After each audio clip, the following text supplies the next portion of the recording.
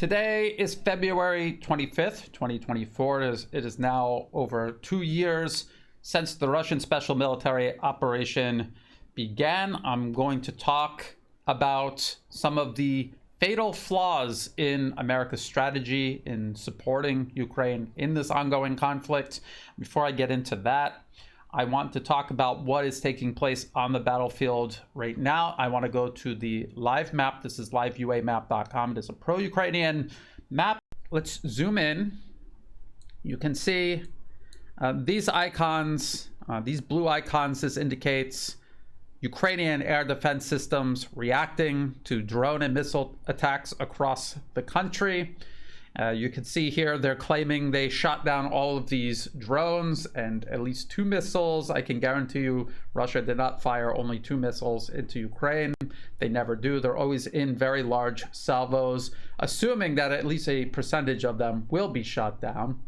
If we zoom in on the battlefield itself, here outside Donetsk city, we can see a significant amount of territory has been taken. All of Avdeevka is now under Russian control. I'm going to talk a little bit more about the nature of the end of the fighting around Avdeevka, and Russian forces continue to push westward. And if we zoom out again, we can see claims by Ukraine that they have shot down an A-50 Russian airborne early warning air command aircraft. These are relatively rare. They claim they have already shot down one. This is the second one they claim they have shot down. I don't see any evidence yet to confirm this. I still have not seen much evidence confirming the previous claimed downing of an A-50. But let's just assume that Ukraine has managed to shoot down 2 A-50s. In 2 years, they've managed to shoot down 2 A-50s. Obviously, they're very difficult to shoot down, or else Ukraine will have been shooting them down all along. They're shooting them down, and they're attacking Russia's Black Sea fleet, specifically because A-50s, strategic airlift planes, ships, all of this is very difficult to replace in the short term. It takes a long time to build these, to replace these, to train the manpower needed to operate them. If and when the crews operating these systems are killed. So this is why they're attacking them. They're attacking high profile, high cost systems as a substitute for stopping the main bulk of Russian forces on the battlefield steamrolling over Ukrainian forces along the line of contact. That is what they're doing. And we have to ask ourselves, if they continue shooting down A-50s, if they shoot down every single A-50, is that going to change the fact that Ukraine is out of artillery shells, running low on artillery systems, armor, and infantry? Is it going to change that fact? Is it going to change the dynamics on the battlefield, causing Ukraine to definitively lose this conflict? And the answer is no. And we have seen Ukraine and their Western sponsors focus on this strategy of stunts, essentially. Stunts meant to grab headlines, to portray Russia as losing, humiliate Russia, but it does not change the fundamentals of this conflict. This conflict is being determined not by A-50s, not by Russia's Black Sea fleet. It is being determined by infantry, artillery, armor on the battlefield. Speaking of the battlefield, let's look at the aftermath of the situation around Avdeevka. So this is the Telegraph. Hundreds of Ukrainian soldiers captured in chaotic withdrawal from eastern city. Up to 1,000 soldiers appear to have been taken prisoner or are unaccounted for following the retreat from Avdeevka, sources claims. This is the Western media admitting this. This is what the article goes on to explain. The Ukrainian withdrawal was described as ill-planned, with commanders said to have waited too long in ordering the retreat. We have repeatedly seen Ukraine do this. They hold cities long after it makes any tactical or strategic sense to do so. They suffer catastrophic losses in the process. Again, this isn't about what is smart for Ukraine and preserving its military capabilities, it's what looks good politically. It's what looks good in the realm of public relations. It continues, it says, Ukraine's third separate assault brigade, they're talking about the Azov Nazis, they have renamed their military unit the 3rd Assault Brigade, had been brought in to buy time for its battle-stricken forces. But the elite unit was unable to slow the Russian advance enough to get all of their soldiers out. The situation became frantic as Kiev's troops took the only paved road available to them, which was surrounded on 3 sides to escape the city. The highway, which Ukrainians had nicknamed the Road of Life, came under direct attack by Russian forces earlier this month. And this is the exact same process that took place in Bakhmut and also Severodonetsk and Lysychansk. And this is going to repeat itself in cities held by Ukrainian forces that Russia begins the process of evicting in the future as well. I'm going to get into some of the factors determining the fighting on the battlefield a little bit more later, but I want to talk about another recent headline that I saw, and I can't say that I'm surprised, but I am surprised that now finally the U.S. Department of Defense itself is finally admitting this, something that we knew before the first U.S. M777 howitzer was sent to Ukraine, before it fired its very first round over Ukrainian soil. Myself and other analysts warned that this would happen. And now the Department of Defense is admitting it. And they're admitting it in the form of a press release. February 20th, 2024, press release. Evaluation of sustainment strategies for the Patriot air defense systems transferred to the Ukrainian armed forces, and evaluation of the DoD's sustainment plan for Bradley, Stryker, and Abrams armored weapons systems. And what they're looking at is all of these U.S. weapon systems that they sent to Ukraine, the fact that they sent this equipment to them, but they did not send the means to sustain them on the battlefield, which is what I warned would happen. The press release says, these 2 evaluations, so there's 2 separate documents. The link to the press release will be in the video description below, and in there you can find the links to the evaluations. It says, these 2 evaluations found that the Department of Defense had not developed or implemented a plan to sustain the Bradley Strykers and Abrams armored vehicles or the Patriot air defense systems provided to the Ukrainian armed forces between January and September 2023. These reports concluded that without deliberate and planned sustainment support, including proper spare parts, ammunition, and maintenance support, the Ukrainians would not be capable of maintaining these weapon systems in their ongoing fight against Russia's full-scale invasion. I had warned about this for the duration of this conflict. Any Western weapon systems sent to Ukraine would be deployed on the battlefield. Ukrainians would use them, but they would be utterly incapable of using them effectively. And this is now the conclusion of the Department of Defense, because they're admitting that there was not even a plan in place to give Ukraine the ability to even try to do this. It continues and it says, the Department of Defense provided Ukraine with armored vehicles and air defense systems without a plan to ensure their long-term usefulness. While the Department of Defense is currently working on developing such a plan, a lack of foresight in this manner is concerning and should be rectified promptly. Easier said than done.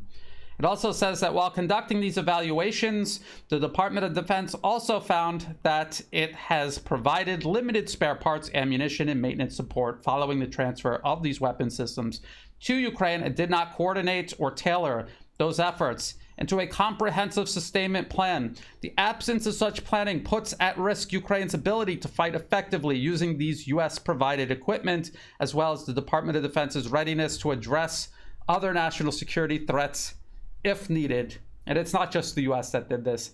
Every Western nation supplying Ukraine with weapon systems did the exact same thing, because it is impossible to send entirely new weapon systems to a country in the middle of a war and send it to them in a manner in which they can be used effectively. It is impossible. It takes years to integrate even one new weapon system into an armed force.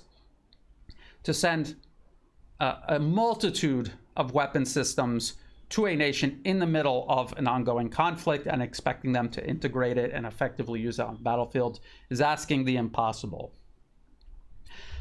Now, I want to explain just how impossible this is, because the Department of Defense is now saying, well, we're coming up with a plan. But I want to explain to you how utterly impossible even that will be. Now they're understanding the problem. They want to rectify it. Let me explain to you how actually impossible it is to do this. Let's use the US Marine Corps as an example. In the United States Marine Corps, only 15% is comprised of enlisted infantry. Everyone else in the US Marine Corps is there to support the infantry. And this is a fact that is made known to US Marine recruits when they're taking on their Marine combat training. This is after 3 months of basic training. You take about another month of Marine combat training, MCT. And while you're doing MCT, you are well aware, because you're doing it on the same base, you're well aware of just how much longer and more intense the School of Infantry actually is for the infantrymen. And you were told that your job is to support those infantry. Just think about it. The infantry are required to take and hold territory. You cannot hold territory with just tanks. You cannot hold territory with artillery. You cannot hold territory with air power. You need infantry to go in on the ground, take and hold territory. This is the whole purpose of having armed forces, to either protect territory or to take and hold territory. Everything else is in support of the infantry. Armor and artillery, air power is all in support of the infantry. And just think about what the infantry alone need to do their mission.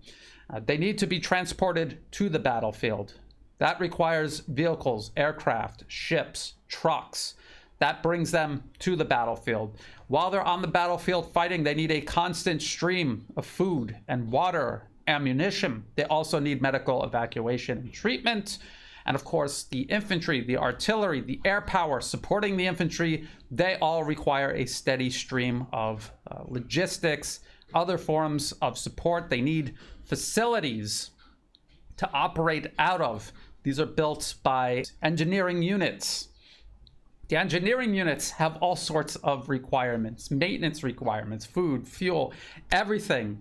And as you really sit down and think about what goes into supporting the infantry, you can see how quickly a military force adds up, and why such a large percentage of a military force is military occupational specialties other than infantry.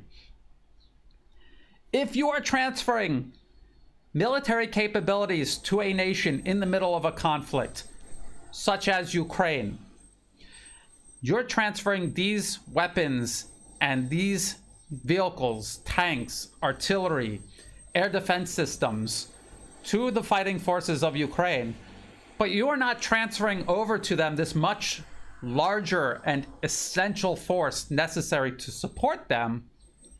You are setting them up for failure. And that is what's happening in Ukraine right now. That's what you see every time we look at the live map. We see Ukraine failing. 15% versus 85%. We can see how inadequate the 15% is that the US and its allies are sending to Ukraine. And they're not even thinking about setting up the other 85%. They're saying, we need to do that. How much harder is it going to be to set up that 85% necessary to support the 15% on the battlefield that the US and the rest of NATO have already sent out there on a doomed mission to begin with? What's worse is the very nature of especially US military equipment. It is over-engineered, is overly complex, is much more difficult to maintain and sustain on the battlefield than, say, its Russian or, say, Chinese counterparts. And I don't know if people remember this, but there was a big debate. This was from 2013. Why is US buying Russian helicopters for Afghan military? So the United States was building up an armed force for their client regime in Afghanistan. And the United States manufactures military helicopters of all kinds. And ideally, they would have liked to give a big contract to a US corporation manufacturing military helicopters and supply Afghanistan with these helicopters. But they also wanted their client regime to survive once the US withdrew. And that was the big plan. And in order to do that, they needed to supply the Afghan troops with helicopters that were actually capable of being sustained and maintained. And that meant supplying them with Russian helicopters, because the Russian helicopters were more capable, they were more durable. Afghan pilots, many of them were familiar with Russian helicopters versus US helicopters. And because they're easier to maintain, it was easier to build up a number of Afghan mechanics capable of working on them. This article that I just showed you from the Christian Science Monitor, the article says a senior department official said the study was focused on long-term requirements and not the immediate needs of the Afghan military, which were best met by the Russian Mi-17. Also, U.S. commanders in Afghanistan wanted the Mi-17 because it is durable, easy to operate, and the Afghan forces had experience flying it, according to the official. Then the article tries to convince readers that the U.S.-made Chinook utility helicopter, transport utility helicopter, that was actually a better alternative than the Mi-17.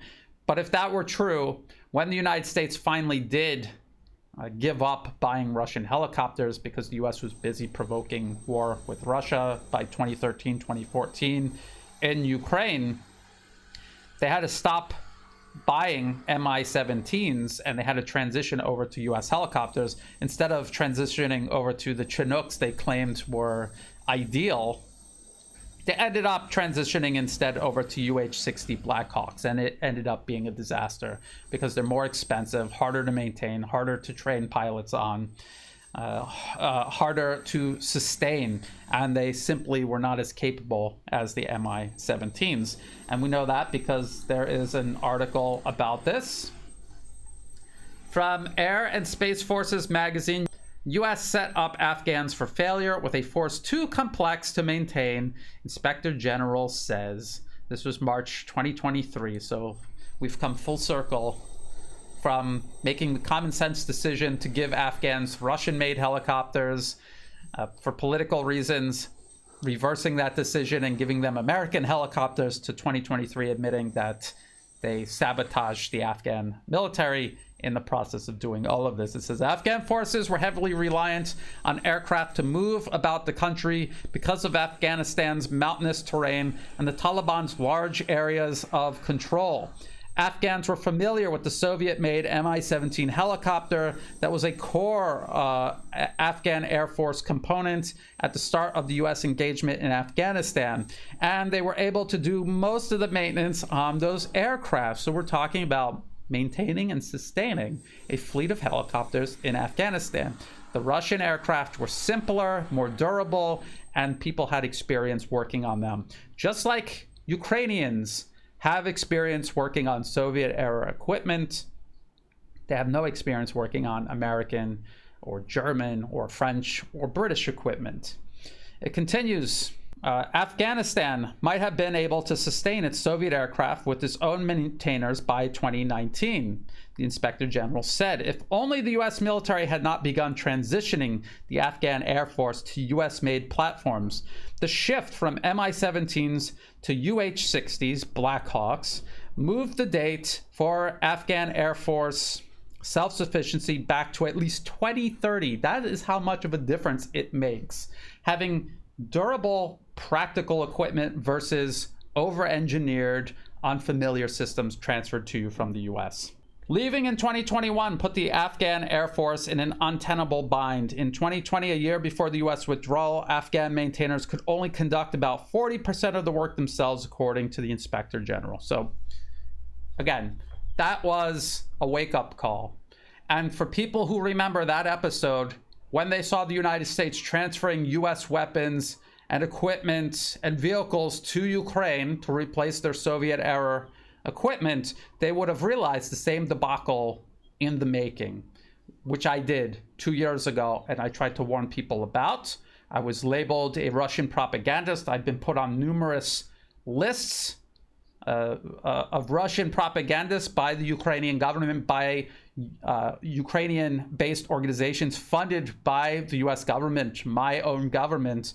And yet here's the Department of Defense now finally admitting that everything that I had been saying was actually, in fact, true, and that it is a huge problem. And even though they will not admit it, it is an insurmountable problem, as we saw in Afghanistan. Now, speaking of untenable, insurmountable problems, this is a very interesting video shared to me by a friend of the channel. This was live streamed on February 21st, 2024. Can Ukraine still win? If you have to ask, the answer is probably no. And it's with Michael Kaufman, Emma Ashford, and Lieutenant Colonel retired Daniel Davis. The link to this whole conversation is in the video description below. I highly recommend people watch it and listen particularly carefully to Lieutenant Colonel Daniel Davis. Let me go over the three arguments made here. First, let me begin with Michael Kaufman. I have cited him many times on this channel. He is regularly cited all across the Western media.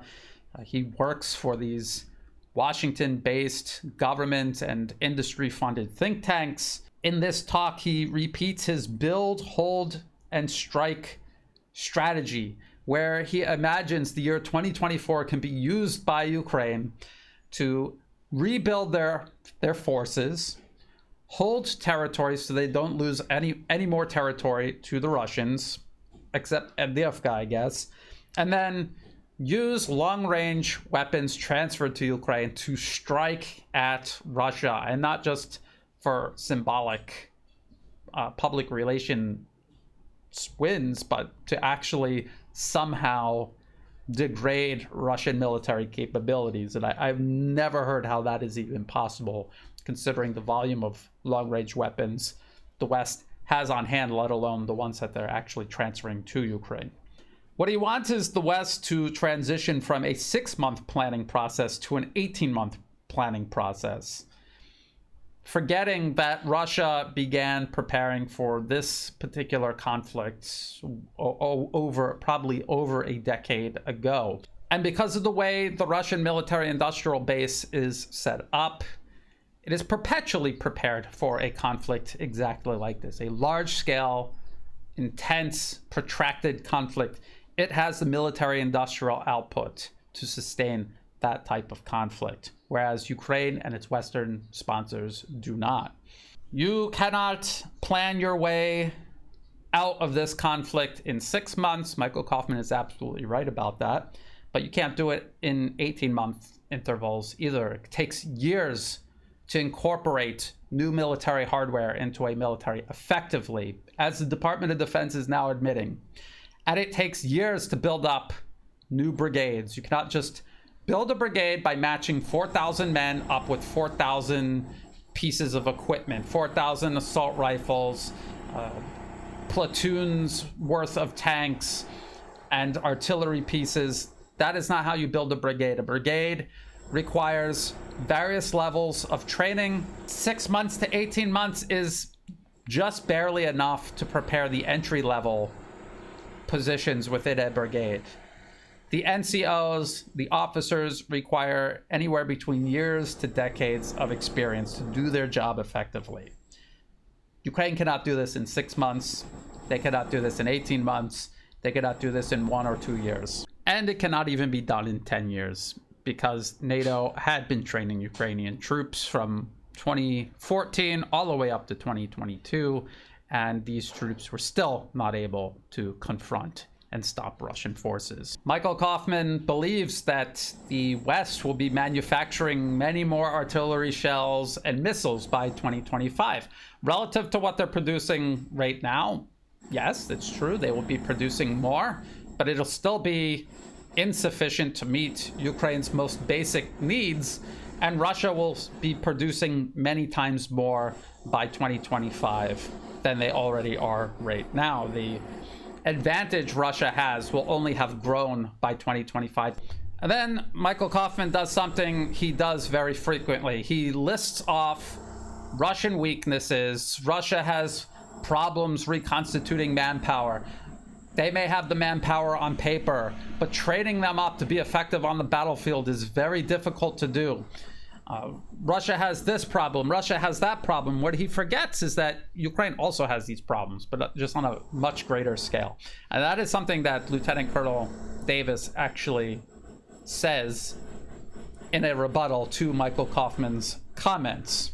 His hope is that by 2025, if Russia does not succeed, they will begin to doubt their own resolve, and somehow Ukraine will then be able to negotiate from a position of strength. A lot of what Michael Kaufman says is predicated on the claims that Russia has been suffering catastrophic, unsustainable losses.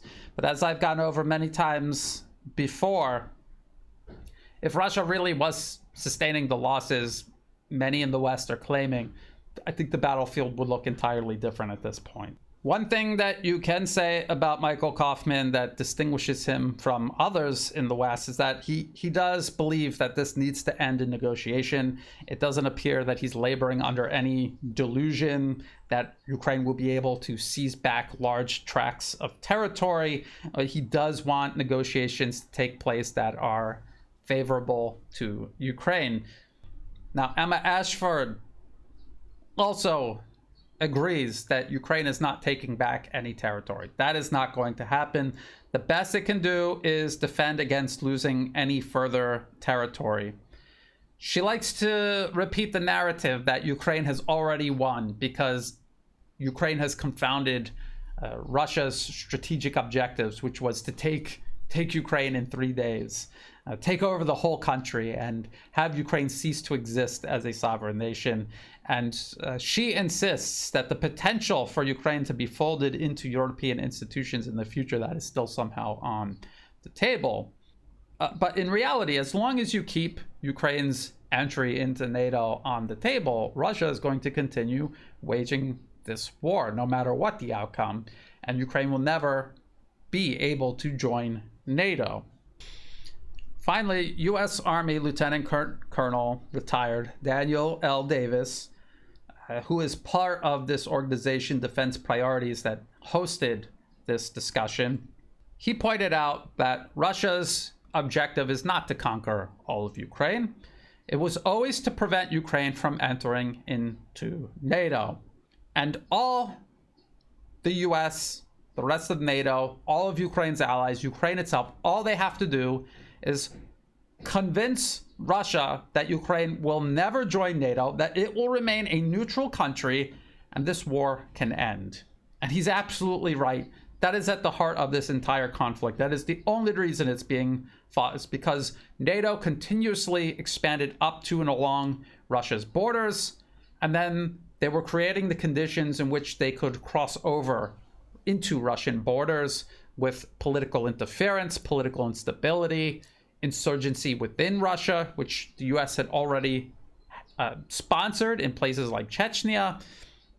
We have entire documents from the Rand Corporation extending Russia, entire chapters about creating chaos in the Caucasus region, providing lethal aid to Ukraine.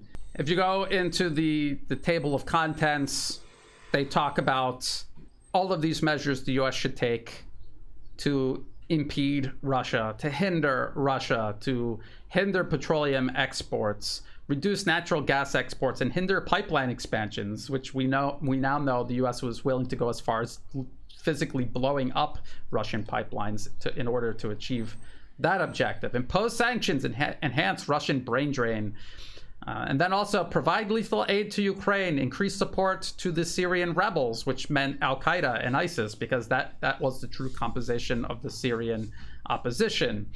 Promote regime change in Belarus, which they did. Exploit tension in the South Caucasus, which they did. Reduce Russian influence in Central Asia. They tried to do that. Challenge Russian presence in Moldova, which they had done and are still doing. And I've talked about the Atlantic Council and how they present entire speeches about overthrowing governments all along Russia's borders and then eventually overthrowing the government inside Russia itself. And recently, with the passing of Alexei Navalny, this Russian opposition figure, Alexei Navalny being part of a US government-funded opposition movement inside of Russia to do to Russia what the United States had admittedly done in neighboring Georgia, Ukraine, Belarus, and elsewhere, including Serbia. And we know this because there are entire articles in the Western media admitting to all of this. From 2004, US campaign behind the turmoil in Kiev. So before 2014 US overthrow the elected government of Ukraine, the US admittedly tried to overthrow the Ukrainian government in 2004. And in the same article, this is what it says. I'm going to repeat this from this article from 2004 because it explains perfectly the situation the US put Russia in and the situation Russia is reacting to with its special military operation. It says, the campaign in Kiev in 2004 is an American creation, a sophisticated and brilliantly conceived exercise in Western branding and mass marketing that in 4 countries in 4 years, so not just Ukraine, but other countries as well, has been used to try to salvage rigged elections and topple unsavory regimes. So they're justifying US political interference by calling the targeted governments unsavory regimes. Funded and organized by the US government, deploying US consultancies, pollsters, diplomats, the 2 big American parties, Democrats and Republicans, and US non-government organizations. The campaign was first used in Europe in Belgrade in 2000 to beat Slobodan Milosevic at the ballot box. So they interfered in the elections in Serbia, and they ousted a government that the US did not like, and they replaced it with a servile client regime in its place. Richard Miles, the US ambassador in Belgrade, played a key role. So this is an admission that US embassies around the globe are involved in political interference rather than simply representing the American people and their interests in these host countries. And by last year, as US ambassador in Tbilisi, he repeated this trick in Georgia, coaching Mikhail Saakashvili in how to bring down the sitting president there. 10 months after the success in Belgrade, the US ambassador in Minsk, Michael Kozak, a veteran of similar operations in Central America, especially notably in Nicaragua. So they're admitting that the US does this across the entire globe, not just in Eastern Europe, but all around the entire globe, including Eastern Europe. He organized a near identical campaign to try to defeat the Belarus hard man, Alexander Lukashenko. The Democrat Party's National Democratic Institute, the Republican Party's International Republican Institute, the US State Department, and USAID are the main organizations involved in these grassroots campaigns, as well as Freedom House, NGO, and billionaire George Soros's Open Society Institute. And I have to add the National Endowment for Democracy. The NDI and the IRI are subsidiaries of the National Endowment for Democracy, and Freedom House also receives money and is linked to the NED. US pollsters and professional consultants were hired to organize focus groups and use data to plot strategy. Officially, the US government spent $41 million organizing and funding the year-long operation to get rid of Milosevic from October 1999. In Ukraine, the figure is said to be around 14 million. Indisputably, the US was politically interfering in Serbia, Georgia, Ukraine, and Belarus by 2004. And this continued up until 2014, when the US finally successfully overthrew the elected government of Ukraine. The article concludes and says, this is how the 2004 article concludes. It says, if the events in Kiev vindicate the US and its strategies for helping other people win elections and take power from anti-democratic regimes, it is certain to try to repeat the exercise elsewhere in the post-Soviet world. But even if it failed, which it did, they would just try again, which they did in 2013, 2014. Now, as I've pointed out many times before, actual democracy is the process of self-determination. If the United States is overthrowing governments in a targeted country, that is not, what did they say? helping take power from anti-democratic regimes. That is anti-democratic. It is political interference. You are undermining the political independence of a sovereign nation. That is in direct violation of international law as laid out in the UN Charter. Now come 2013, 2013, 2014, this is what the US was back in Ukraine doing again, exactly as The Guardian laid out. Do you remember this? This is from Channel 4 News in the UK. Far-right group at heart of Ukraine protests meet US Senator. US Senator John McCain, he has now since died, but at the time he was on stage with Ukrainian Nazis. This is what the article says. US Senator John McCain died with opposition leaders in Ukraine, including the extreme far-right Svoboda Party. A 1999 report from Tel Aviv University called the party an extremist right-wing nationalist organization, which emphasizes its identification with the ideology of German National Socialism. Nazis, that's what that means. The party broke with their most extreme elements a decade ago, expelling groups of neo-Nazis and rebranding with a new name and logo. However, in 2004, its leader gave a speech attacking what he called the Moscow Jewish Mafia ruling Ukraine. And in another speech, he declared that the Muscali Germans and an ethnic slur referring to Jews starting with the letter K, which I will refrain from repeating, and other scum who wanted to take away our Ukrainian state. That is who John McCain, U.S. Senator John McCain, was on the stage with in Ukraine in 2013, 2014. Could you imagine members of the Russian government or the Chinese government taking the stage in the United States in protest that they were funding? Could you imagine that? That is what the U.S. was doing in Ukraine as they were overthrowing the elected government of Ukraine in 2014. The article continues.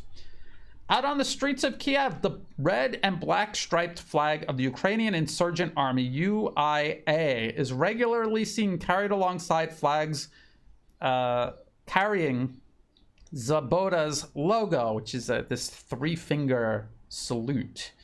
The UIA flag belongs to the anti-communist force that sought to establish an ethnic nation state under dictatorship during the Second World War. What they leave out is the fact that they collaborated with the Nazis. The Nazis had a red, black, and white flag. The Ukrainian Nazi collaborators had a red and black flag. What they're admitting in this article is that even though they claim Svoboda reformed, they actually never did. They just rebranded and they tried to cover up their true identity, just like Azov has done, renaming itself because far too many people were realizing the fact that the Azov battalion were Nazis. They now call themselves the 3rd Assault Brigade, but they even still use a reworked version of the Nazi Wolfsangel symbol on their flags and on their uniforms. So it's just a matter of covering up their Nazism, not actually reforming it. If The Guardian admitting the US government was overthrowing governments along Russia's borders to surround Russia with anti-Russian client regimes that would then be armed and trained by NATO, if that doesn't convince you yet, and U.S. Senator John McCain being on stage in Kiev with Nazis, if that doesn't convince you of the U.S.'s role in 2014 overthrowing the government, maybe this Radio Free Europe, Radio Liberty article from February 2014 titled Brussels, Kiev, Moscow react to leaked Nuland phone call. Now, Victoria Nuland, then, as she is now, works as part of the U.S. State Department. And at that time, she was caught on tape talking about the composition of the Ukrainian government. This was not self-determination by Ukrainian voters. This was all being decided by the U.S. State Department. And this is what this article says. You have to remember, Radio Free Europe is literally U.S. government-funded media. So you cannot say that this is just Russian propaganda. This is literally American propaganda. First, there was her dismissal of Klitschko as a component of any future Ukrainian government. I don't think Klitsch should go into the government, she said, using a nickname for the boxing champion and UDAR party leader. I don't think it's necessary. I don't think it's a good idea. The conversation, which appeared to take place on January 25th, came as Klitschko was mulling an offer by President Viktor Yanukovych to enter government as deputy prime minister. Klitschko has yet to respond to Nuland's dismissive remarks, but her matter-of-fact tone in discussing government posts may have disappointed many Ukrainians who prefer to see the Euromaidan movement as homegrown. Well, we know that it isn't. We know that the U.S. government was behind it every step of the way, and have even complained about the lack of U.S. and EU support as protests continue. Well, that is imaginary. The U.S. funded the mobs, organized them, led them, took to the stage with them every step of the way. Nuland also seemed to express doubts about the opposition's Troika's third member, the head of the nationalist Svoboda party. So we just saw Channel 4 talking about how Svoboda are Nazis. There is a Nazi party in Ukraine. They said they should remain outside the government because they were well aware of the central role Nazism played in the so-called Euromaidan. It was the muscle of the movement. They personally knew how ugly it was and would continue to be. They wanted plausible deniability. They did not want these people getting into the actual positions in the government because then people could say it's a Nazi government. By keeping them on the outside, using them as the muscle, they could always say, hey, you keep saying that Nazis run Ukraine, but look, there's no Nazis in the government, when in fact everyone in the government is there because the Nazis are the muscle on the street keeping them there. So you can see how the US, NATO, expanded up to Russia's border. You can see the nature by which they did this. These were not nations deciding on their own to join NATO, to pivot toward the EU and the West. These were nations that had their political systems ousted from power by the US, and they installed a client regime in place that would give them the answer that they wanted. Join NATO, join the EU. And then they would arm and train these client regimes. And then I already mentioned how The Guardian admits the U.S. overthrew the government in Georgia, and from 2003 onward, they began arming, backing the Georgian military until eventually they attacked Russian forces. And we always hear about how Russia initiated that violence in 2008. But here's a 2009 Reuters article. Georgia started war with Russia, EU-backed report. An independent report blamed Georgia for starting last year's 5-day war with Russia. But it said Moscow's military response went beyond reasonable limits and violated international law. But the point is, even they in the European Union admit that that was Georgia encouraged by the United States to attack Russian forces. That's what they did from 2003 to 2008. And then they were doing the same process in Ukraine from 2014 up until 2022, when Russia decided they were not going to wait for Ukraine to be fully armed, fully trained, and then unleashed on Russia like Georgia had been in 2008. They were going to act before then. They're going to mitigate this threat, this very real threat to their national security before then. And they have. Why am I saying this? Because Lieutenant Colonel Daniel Davis, in his talk, his rebuttal to these other analysts, he is talking about Ukraine remaining neutral. If they were to remain neutral, this war would end. If they had remained neutral between 2013 and 2014, this never would have happened. Ukraine would never have lost Crimea. They would not have lost the Donbass. And now, because they continue insisting on joining NATO, on going along with the West against Russia, they have lost Zaporozhye and Kherson, and they stand to lose much more as this conflict continues. We can see Ukraine losing day by day as this conflict persists. There's some other good points Lieutenant Colonel Davis makes during this talk. He talks about, without combined arms capabilities and minefield breaching equipment, no Ukrainian offensive, past or present, is going to succeed. Those prepared Russian defenses with those minefields cannot be breached without mine clearing equipment. But I would say even with mine clearing equipment, it's impossible, because in order to breach a minefield in modern warfare, you need to suppress the long-range fires of your enemy. This is not Desert Storm. In Desert Storm, the US was able to suppress Iraqi long-range firepower. They had very limited artillery, multiple launch rocket capabilities. America, with its air power, was able to obliterate that long-range fire anywhere near the minefields they were breaching. The only fire they ever came under was small arms fire, which the US was able to handle because all their mine breaching equipment is armored. That is why they were able to breach minefields efficiently in Desert Storm. Now, in Ukraine, you cannot do that. Ukraine cannot do that. Russia cannot do that, because both sides have artillery, they have multiple launch rocket systems, they have drones. So when they approach a minefield, no matter how much minefield breaching equipment they have, they're going to be under constant fire as they try to breach that minefield. We have seen examples of this on both sides, how disastrous these type of operations become. The only way you're going to advance along a battlefield like this is the way Russia is doing it, with this massive amount of firepower and doing it incrementally over time. However time consuming and resource consuming that process may be, it is working. You can see it working for Russia.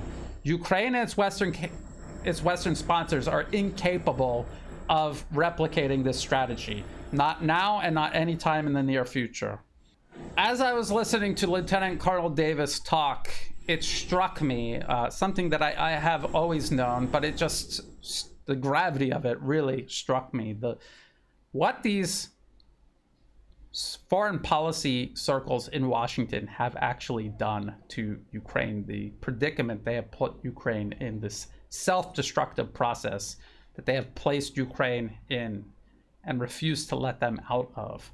How they deliberately crossed Russia's red lines, put Russia in an impossible position, threatening its national security with the NATOization of Ukraine, knowing that Russia would have to react, and now seeing them react and seeing how inadequate the collective West's response is and will be in the near and intermediate future. And yet they continue encouraging Ukraine to go on. I just want to show you this France 24 video, again, shared with me by a friend of the channel. In this France 24 video covering Ukrainians training in European countries, they talk about Spain's training program. They're processing 4,000 Ukrainians per year, not per month, per year. 4,000 Ukrainians will be dead in less than a month's time. These Ukrainians have no previous military experience, and they're being given only 5 weeks of training. Just to provide you a frame of reference, US Marine Corps basic training is about 13 weeks. Marine combat training after basic training is 4 weeks. So 5 weeks versus 5 to 6 months of training. That is what these Ukrainians are giving. And then at the end of this France 24 piece, they admit that many of the people that they followed in their training in Spain ended up injured or dead. Another point made by Scott of Calibrated when he shared this video on his social media platforms is that many of the Ukrainians dying on the battlefield are not actually hardcore Nazis. Yes, the people deliberately perpetuating this conflict, the most hardcore elements on the battlefield are Nazis, but the vast majority of the people on the battlefield dying are people being forced into it by these hardcore militant elements, the government in Kiev, the administration in Kiev, and of course Washington, London, and Brussels. Considering everything that I just told you, Ukraine cannot win this conflict. It's delusional to think otherwise. Analysts are performing mental gymnastics to create the conditions in which somehow that is possible. Lieutenant Colonel Davis is pointing out that it is impossible, and the only path out of this for Ukraine is to commit to neutrality, which they had been around 2013, 2014, when the US overthrew their elected government and put them on the path to self-destruction from 2014 onward. You can see the pro-Ukrainian commentators online pointing at drone strikes, missile strikes, the alleged downing of A-50 Russian aircraft, pointing at all of these symbolic victories as evidence that Ukraine is going to fight on and eventually win. But in reality, all of the evidence is there and has always been there, indicating that this was always a path to self-destruction for Ukraine. People that actually care about Ukraine, its future, these people who are being sent to their deaths, ordinary people being conscripted and forced onto the front lines. If you care about these people, you will demand Ukrainian neutrality. It had served them well up until 2014, and it would serve them well now. It would end a horrible war they simply cannot win.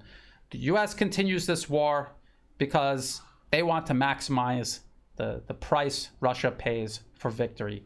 Even if they know they can't stop Russia, they want Russia to pay the maximum price for Ukraine.